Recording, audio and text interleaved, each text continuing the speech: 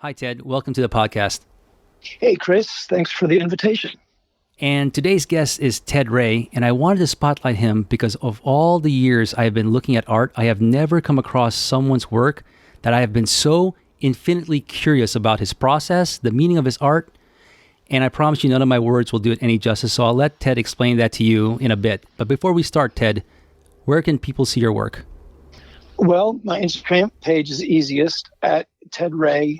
Ray is spelled with a W, so at TEDWRAY artist. Facebook, please don't friend me. I have too many friends that I don't know. I do have an artist page, so that would be fb.me/TedWrayArts. And I just recently launched a YouTube channel. There's not much there yet, but there's a lot of my previous career there. It's youtube.com/Ted Wray. Fantastic, Ted. And I mentioned this in the intro, but please describe your art. It's really mind-blowing visually. And what category would it even fall under? Is it a book sculptor? I'd love for you to just explain about your particular style. Well, essentially what I say is I rescue books from their recycling bin and turn them into art. Visually, they're sort of trippy, psychedelic, intricate new worlds out of books. I basically just put a razor to a book. That's essentially what I do. They're referred to as book sculptures. Some people call it altered books. And book excavation is sort of the genre. If you were to Google book sculptures, you're going to find a lot of folded stuff. That's not what I do. Well, what I do compared to other book sculptors is quite different. Mine tends to be more colorful, and I've got my own fingerprint on it. There's a guy named Brian Detmer who sort of pioneered this genre, and a lot of people emulate his work, and it's beautiful work. I don't blame anyone for doing that. But I seem to have been fortunate enough to have gotten a bit of my own fingerprint, a little unique voice in the genre. And yes, I want to piggyback on that because I asked this question before to a lot of the guest artists that's been on my show, and this really applies to you. With all the art styles you can fall in love with, how did you find your passion for book sculpting? I had been a full-time musician for about 20 years down in the Tampa Bay area. In 2013, I decided to stop indulging in the vices that I was abusing alcohol. And so I had gotten sober in 2013. And shortly thereafter, I ended up getting on my knees and saying to the universe, if you will, you've given me tremendous artistic gifts, and I want to honor them. I'm doing my best to honor them, but this isn't working. This can't be what you want from me. Please guide me, and I will follow the call if I feel that it's the call, no matter how ridiculous it seems. It was the middle of the day and I was depressed. I went back to bed. And as I'm laying there in bed, Brian Detmer's work entered my mind. And I was laying there thinking about what could I do differently? What could I bring to book sculpting? A little bit of history. I had spent 12 years in the printing industry before I was a full-time musician. So I had some experience with manipulating paper, let's say. And as I'm laying there in bed, I'm coming up with all these ideas. And I can't say the voice. The notion came to me, stop dreaming and start cutting. So I got out of bed, and I love books. People think, what, do you hate books? I have a massive library of my own personal literature and other books for reading. And I got out of bed and I just started cutting. And I realized there's so much possibility here. That was 2014, I want to say. And I had a few interesting results. In fact, one of my most recent posts on Instagram, I posted it earlier today, was one of my earliest works, quite different than what I'm doing today, but it showed me that there's a lot that can be done. And I knew I was onto something, and I continued to follow the call. Very often I'm sitting there cutting saying, why am I doing this? And then I answer myself, oh yeah, I'm being obedient to, I said I would follow the call. One day when I was cutting, It was a book, a Ringling Art and Design School catalog. So it showcased a lot of the work from those students. And I was cutting that book, and I had to move. I shared the place. I had roommates, and I had to get out of the space I was in. So when I went to pick up the book, it collapsed in such a way that the front cover stayed flat, but the pages behind it bent away. And when I saw the three-dimensional, I call it a pop, it popped 3D. That's when I knew I was onto something. That's when I knew that I had found my unique fingerprint in this genre, and that it was quality and worthwhile, that it wasn't just a novelty. While there is novelty, if I may be so bold, a lot of the works are stunning, but it's more than mere novelty, as far as I'm concerned. So that's essentially it. I had seen some book sculptors work before, always been passionate about books, decided to give it a try, stuck with it. Eventually I found my niche. And congratulations on getting sober. I know that's a difficult thing. And again, that's a great story. And I want to piggyback. Did you say that you've only started doing this since 2014? I think it was 2017 when I was doing it for like 3 years before I finally found the niche. I think that event when I knew that the fingerprint, I call it a fingerprint, when my style became my own, that I think was about 2017. So about 3 years. Wow. And were you doing any art of any sort prior to that? Yeah, I had gone to art school when I was 30 years ago, when I was 19. I think I only went for like 3 semesters.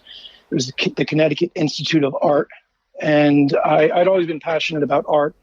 I'd started sketching with pencil, doing stuff that I was very Salvador Dali-esque, just trippy, surrealist stuff. And I went to art school with that portfolio, and they said, we can't have you doing this forever. So they accepted me. And I fell in love with pastels particularly. I painted much more after I quit art school. I had a career at Xerox at the time that seemed more promising than where the school might lead me. So that was why I dropped out in the 3rd or 4th semester. I'm not sure now. But I always had a passion for drawing and sketching. When I was making music full time, that really, I missed it a lot. I didn't have the opportunity to draw and sketch as much as I used to. So you can insert a lot of different artists who are considered polar opposites in the creative approach, right? In one spectrum, you have Jackson Pollock or even Picasso.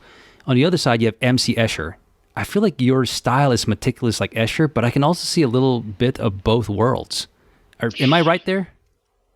Sure, absolutely. I'm very meticulous when I work, but I'm also very spontaneous. The book reveals itself to me. The art reveals itself to me as I'm working. I don't go in with much of a plan. Now, Escher did an awful lot of preparation, obviously. And it's funny because I thought about working with some of his stuff, but I don't know I'm sure that I'll try it at some point. I don't know how that it would lend itself to my particular style. Yeah, I could totally see that observation, and thank you for that. That gives me some insight. I don't know how else to speak to it in the moment. No. That's the challenging part and why I even love this podcast, because when I find an artist that I'm like, people need to see his or her work, I can't wait to reach out to them and thank you for doing the podcast, because I really think people need to see your work and the story behind it, because it's mind-blowing. I mean, it really is to me. And I love your piece where you pay homage to Salvador Dali, the book with the cutouts of Gala and his Dali paintings. This is a masterpiece. Please tell us how you choose your subject matter. Sure. One of the things that got me started, or one of the avenues that made this particularly easy. Now, I want to be clear. When I asked the universe for the guidance, the path emerged in front of me. I mean, everything really came just fell into place. I'm good friends with the manager of a used bookstore, And she gives me books that she knows that she can't sell. I also have other friends who know that I'm passionate about books and art. And when they downsize, they say, hey, Ted, you want a bunch of books? I believe that Dali book was gifted to me. Like I said earlier, I've always been a fan of Dali since I first encountered Dali when I was a teenager on acid in Boston, visiting a friend in college. So my first experience with Dali was I was not in my right mind to begin with in a previous incarnation. So the Dali book, I don't know. I think it was just time. I have an inventory of books. I have hundreds of books in my studio just waiting to be started. And there are some that I'm super excited about, and there are some that I'm avoiding like the plague. But the Dali book, it was just time. And one thing that's interesting about the Dali book is that there are only 15 pages in that book. So when I got to, I think, 14 pages. So when I cut through the whole book, there was all this real estate left that needed to fill the space. So page 1 became page 16. Page 2 became page 17. What was left of the pages. So if you look at that book, you'll see 3 or 4 segments of each piece in that book at different depths. Does that make sense? Yeah, it does. And I'm trying to even ask myself, how long does one of these from start to finish take? It varies quite a bit. I've gotten a bit faster. There are 2 books that I'm aware of that took me less than 24 hours from start to the final cut. And those are, I don't know if you saw that fast? Yeah, some of them. What used to take me 20 hours now takes me maybe 12. But I've got some books, basically, I say on average they're 20 hours, but it also depends. I have some books that are just one panel. And when I say panel, I mean you're looking at the front cover. You're just looking at the book as a brick. If I say 2 panels, I might mean that the book is open and I'm cutting both the front cover and the back cover. Or I have now 360-degree ones where I've cut both front cover and back cover, but the book is closed still. So you have to spin it around to see both sides. Obviously, it's double the amount of cutting. I have a couple that I'm still working on that will be 8 panels. And basically cut front cover inward, back cover inward, centerfold on either side toward the cover, and then opened once again. So if you're looking down on it, it's like a 4-pointed star footprint. And there are still 4 panels that will be sculpted.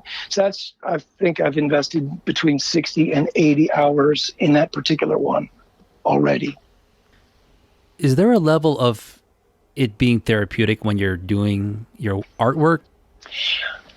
I'm a pretty Zen guy, people refer to it sometimes as tedious, and I don't like that word because I don't find it tedious. Meticulous, yes. But and maybe even monotonous from time to time, but not tedious.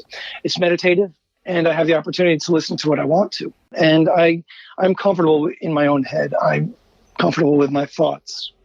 So very often I'm solving problems. Very often the problems seem to, solutions emerge in conjunction with the book.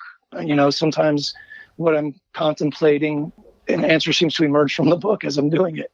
So I'm very at peace with it. To me, I don't practice meditation like I used to. So this, to some degree, is a substitute, yet it's productive. Let's transition to your upbringing. How did you fall in love with art, music, or just being a creative? Okay, I'm going to try to figure out exactly how specific to get. My father was an admirer of Norman Rockwell. So we had a few Norman Rockwell books, and my dad had a lot of reproductions of Norman Rockwell's work. And somehow that, it just infiltrated my consciousness. And so to some degree, that's the art influence. And the music influence, I was 8 or I was 9. I was 9 when John Lennon died. So the Beatles were suddenly on the radio in December of 1980. Constantly, and my brother was recording it with a cassette, and so I just fell passionately in love with the Beatles when I was 9. I think anyone paying attention to that, I mean, that music, just their body of work is, if you're open to it, it's just you're going to absorb it. And then later I was into hard rock, and finally someone smart turned me on to Led Zeppelin. So the guitar came around age 14. I think my brother convinced my grandmother to get me a guitar to keep me out of trouble. Now, regarding art, I had always been comfortable with a pencil. I think people recognized some degree of talent and encouraged me. I do have some specific memories that I think are my earliest, but I don't think they're very interesting. But yeah, I got some recognition for having some skills very young in elementary school, say, sort of monopolizing on my strengths. I didn't know any better. I just kept drawing, and it just felt very natural. You know, at one point, very young, one of my earliest memories of my grandmother, she asked me, what do I want to be when I grow up? And I said, I'm going to be an artist. And she said, oh, you're going to be hungry. But somehow, and I don't think it's a matter of desire. I don't think, ooh, I wish I could do that. It's as large as an identity as any category of identity is. I don't know if that makes sense, but I mean, I'm an artist before I'm a musician, before I'm a sculptor, before I'm I can paint and draw, although that's not my current, I do miss it. That's not my current media. It's just been an identity. I've been told I see things quite differently than most people. So, and I think most artists understand that. It's funny you say that, because that's probably one of the most special things about being an artist. I think it's how you process things in the real world. I mean, whether it's a environment you're walking into, a space in time, I definitely feel that. I process things visually, that I would sit back and be mesmerized, and I'll look around and other people around me don't think much of that space. And I think it's just something that an artist, I would never wish to ever disappear in my life, that I see things the way I see things. I think, like you said perfectly, I think a lot of artists feel that way. Let me ask you this question. Do you ever find it challenging trying to have people understand your artwork when it's just seen in a static image? Sure, particularly before so to some degree I'm pioneering. I won't say I didn't invent this art form, but to some degree I'm pioneering, especially with my own fingerprint. And as I said earlier, it wasn't until the book bent and became three-dimensional that I knew I was onto something. So even though I had cut a bunch of books with the intention of somehow fixing them into a bent posture, I didn't know how to engineer that. I didn't know how to make that happen. That was another process. However, meantime, I'm cutting books, and at this point in time, I might have had 5 or 10. And I'm telling people that I'm super excited about this new art form that I'm pioneering. And I show it, especially if I show them a photo and they're like, yeah, I don't get it. What do you mean that's a book? So a two-dimensional image, that's why on most of my Instagram posts, they're either videos or multiple angle collection of photos from multiple angles. Hopefully the view from above illustrates clearly, to any onlooker, oh, that's a book. Look at that. Hopefully it's obvious that the structure of what they're looking at was originally a book, and that this is a new incarnation of that book. I don't add anything. Everything you see in the book was there to begin with. Is that right? I did not. That surprises me. Yeah, everything in the book was there. I haven't glued anything. The only thing I've ever glued into a book was something I accidentally cut out of the book. And that was amazing. And even the books where you see on the right margin where pages are folded outward, for that, what I did was, rather than cut the right margin, I merely scored the margin, creased the paper, then folded it outward. So that the imagery that you see on the right of some of my pieces, if you folded it back into the book, it's exactly where it came from. My goodness. And I've actually shared your work with some of my close friends and told them Thank you. that I was going to be able to have a chance to speak with you. And we're all just mesmerized by like your art. How do you plan to, what's your process on growing your brand, monetizing your art? Do you do commissions? Do you do art festivals? Just tell me your whole strategy on more people see, more eyeballs to your work. Thank you. To some degree, it's the same answer as many of your guests have been. I'm kind of making it up as I go. Like I said, I only really discovered this niche of mine 3 years ago.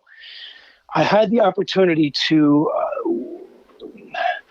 in March of 2019, I played my last gig, and I had a plan. I had an opportunity to leave the hustle and bustle of Tampa Bay and move to the mountains to live affordably. The agreement is 1 to 3 years while I build a body of work and launch the career. I'm working on a business plan. Instagram has been a huge, I've had to learn Instagram. I only launched that earlier this year. And while I did have a pretty large following on Facebook from my music career, I created an artist page and invited my friends. So the Facebook artist page is slightly smaller than, basically, long story short, I'll try to cut out the details. Social media. Next year, 2021, for sure, I will launch my personal website, and it will have a storefront. And hopefully, between social media and interviews like this and reaching out to other, say, art promoters, I don't have representation. I haven't been in a gallery yet. The pieces that I've sold have all been people who insisted, I need this. And I'm considering, with some trepidation, starting a Patreon. I have things to offer in that vein, but I don't know entirely how I feel about Patreon. I don't know that I want to commit to that level of social media presence, but I do crave interaction. Coincidentally, this COVID thing, like I said, I left a very populated area, moved to a very rural area in April 1st of 2019. And I'm very comfortable with the isolation, and I'm very comfortable by myself, but I do miss some interaction. The COVID lockdown really has not had an effect on me. In fact, a lot of my musician friends from Tampa Bay, when I was online back in, say, March, I'd see them doing their concerts on Facebook rather than, because they couldn't do it live anymore. And it made me realize what a powerful tool social media could be. And that was shortly thereafter is when I launched my Instagram. So sorry to ramble so much, trying to get back to your initial question. I plan to launch the website. I'm hoping to reach out to some galleries. I'm hoping that they'll bite the hook. As encouraging as you've been, and most people have been that encouraging about my work. So I have complete faith and trust in the quality of my work and the direction it's going. It's really just a matter of, if I fail, it's obviously my fault. It's really just going to be a matter of getting my work in front of the right eyes and me not being too much of a jerk to chase people away. There's a lot of theme in this podcast so far about music and you being a musician. And I feel like there's a story there that I don't know. I'm still trying to listen to. It's like the end of your one form of creative, which is music, and the birth of your new form of creative, which is this book sculpting. How does those two worlds collide? Do they collide? One enhances the other? Is there influences on music into your art? Can you touch on that? Well, I'll give you a little bit of background, and maybe it'll answer that in some circuitous way. Like I said, I was in the printing industry for 12 years, from age 15 to actually must have been more than 12 years, because I finally left at age 28. So at age 28, I had gone through, my wife and I agreed that it was time to get a divorce. We married very young. We grew apart pretty quickly. And I had always been a hobbyist as a guitar player. And I'd practice all the time at home. And when we separated, I started going to open mics, the Tampa Bay area. And you don't hear this very often, but I swear this is what I heard. Dude, quit your day job. I'd go to open mics. And I was a competent guitar player and an adequate singer. And there were so many venues in Tampa Bay all over Tampa Bay. Tampa Bay is pretty sprawling. There's St. Pete, there's Clearwater, there's Tampa, there's a lot of opportunity to outdoor live music. And every bar, every eating establishment, almost everyone has some form of entertainment. So it wasn't long before I was able to quit the day job. Again, a happy coincidence. I happened to be living with a roommate who was charging me very little rent. So it was very low risk to quit the day job. And before I worked my tail off, I found a mentor who encouraged me what kind of gear to get, how to interact with the audience, this type of stuff. And I worked my tail off. In 2000, I quit my day job in June of 99. In 2002, there's a local newspaper down there called Creative Loafing. I think it's now called the Weekly Planet again, or maybe I have those titles reversed. Maybe it doesn't matter. It's kind of like the Village Voice of Tampa Bay. And I had won Best Singer-Songwriter for 2002. It was a reader's poll. So very fortunate to have had people who liked me enough to vote for me. And once that happened, I was, my calendar was full, and I really didn't have to work to get a gig. And I was working in places like the Hard Rock and the Trop. The Tampa Bay Rays were one of my clients. I was like the busiest musician in Tampa Bay for many years. I was doing like 9 gigs a week. And my goodness. This wasn't a hobby. This was serious. Yeah. Eventually I got burnt out. I got older, and at one point I realized that 10 years had got behind me and I had very little to show for it. I made a ton of money. I had none of it left. And I squandered a lot of money. I ruined a lot of relationships. So that was when I realized, I'm wasting my gifts. And quite honestly, the gigs were no longer as rewarding as they used to be. Some of the side perks of being a rock star were no longer as appealing as I got older. I was 42 when I got sober in 2013. And then I did 5 years of gigs in bars, my first 5 years sober. So and that was pretty challenging. And it was just, I also eventually, I don't even have it diagnosed. It may be tendonitis. My left hand, in other words, my fretting hand's index finger, it's just not nearly as nimble as it used to be. And in fact, since I've left that career, I accidentally stabbed myself with an X-Acto knife, and I did some nerve damage. Ouch. It wasn't cutting a book, but it was the same tool. I was opening a tie wrap, and I was careless and totally slipped. The blade went in my finger like 1/8 of an inch. Brutal blood. I probably should have gotten stitches, but I just patched it up, and that was about 3 months ago. The same finger that was already damaged, and now I have two knuckles worth of my index finger that are basically just numb. I pick up the guitar now and then. It's kind of heartbreaking. I was a pretty competent guitar player. I co-founded the Tampa Bay Fingerstyle Guitar Guild, which was I don't know if you know what fingerstyle guitar is, but I don't. It's a technique with the right hand. Rather than using a flat pick, you use your thumb and 2 or 3 of your other fingers, and you can do things with 4 fingers that you can't do with a single pick.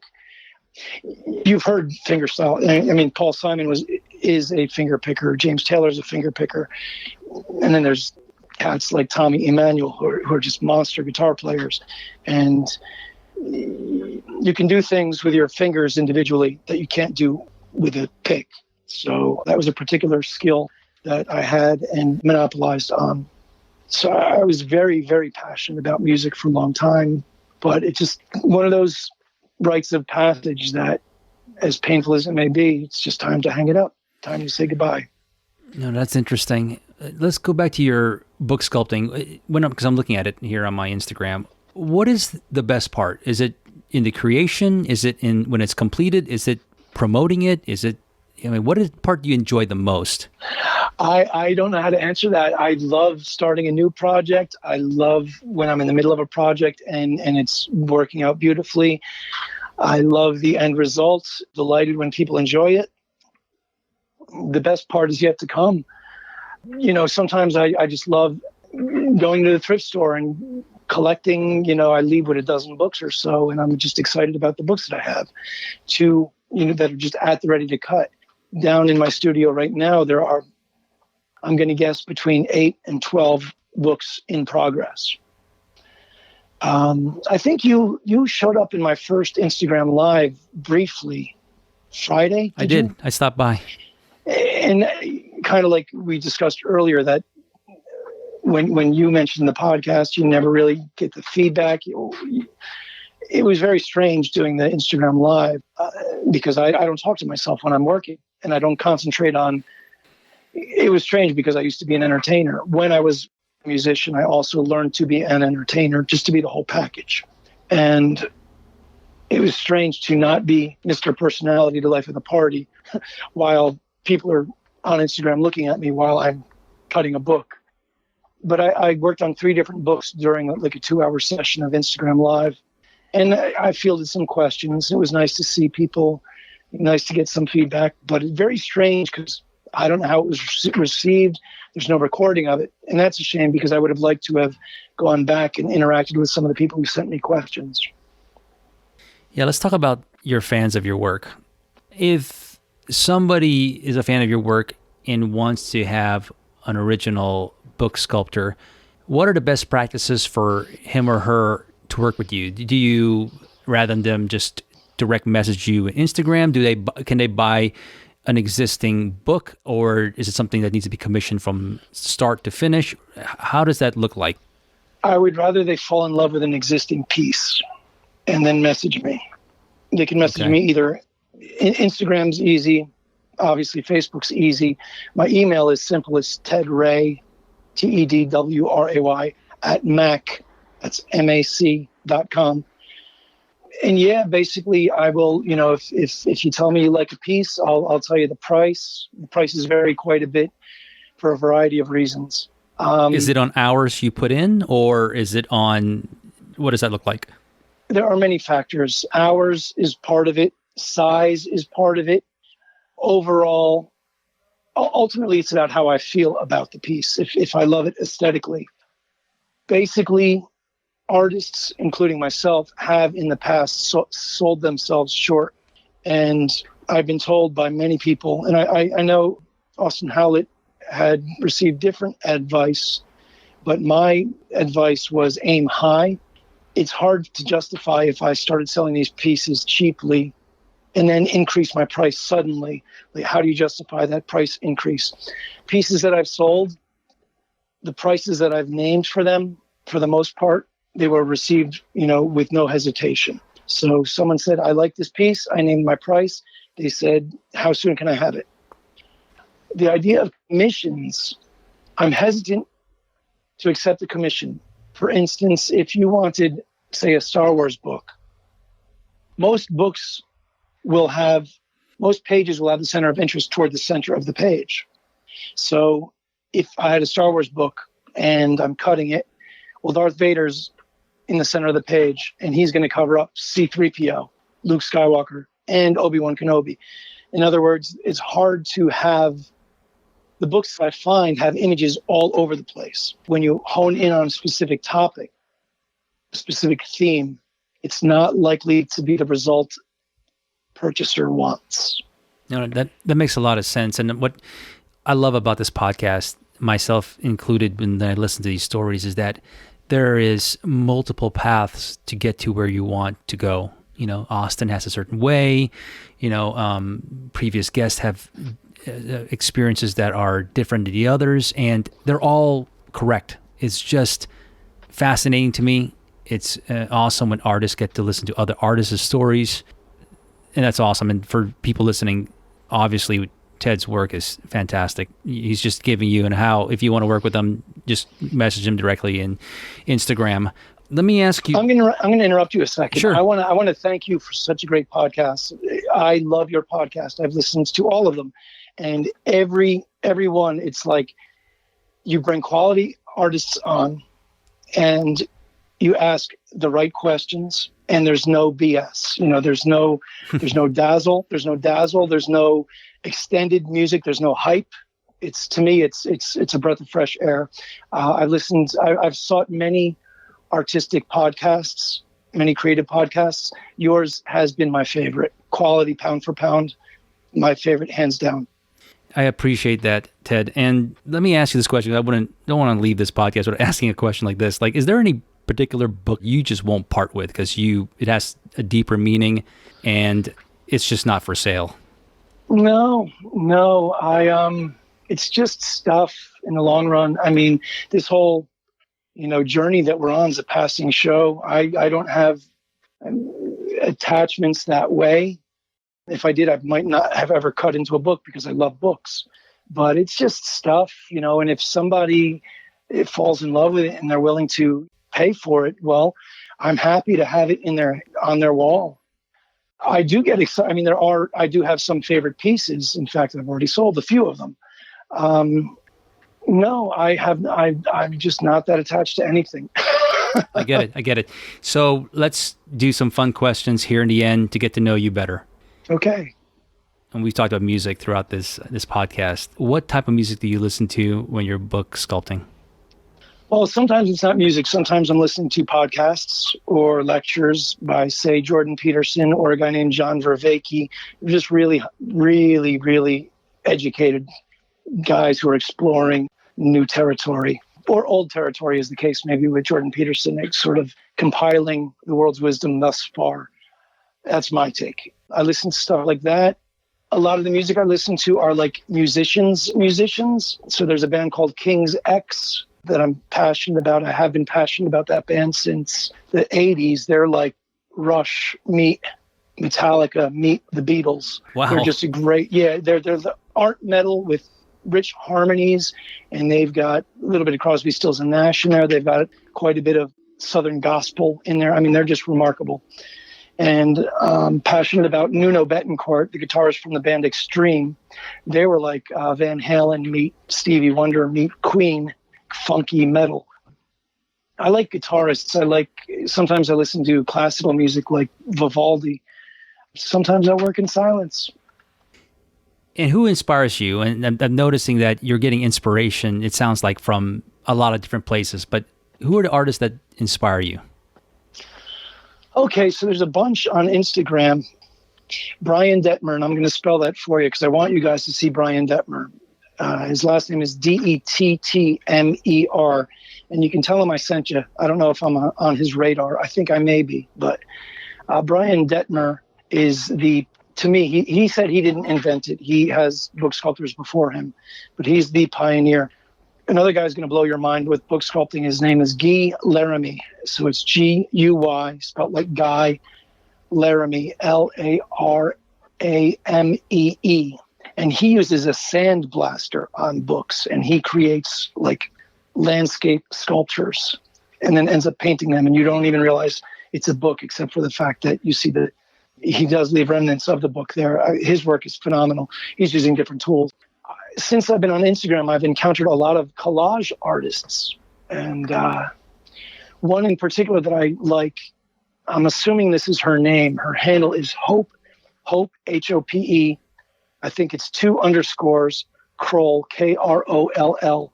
And she has some really interesting sort of steampunk industrial collage work. There are tons of artists that I love. As far as pastelists go, I'm a big fan of a guy named Daniel Green, Greene, another guy named Doug Dawson. They're totally opposite types of painters, but they're both remarkable to me. Brian Mock is a great sculptor. And Stacy Lee Weber, 2 B's in Weber. Stacy Lee Weber, she does some remarkable things with coins. Wow.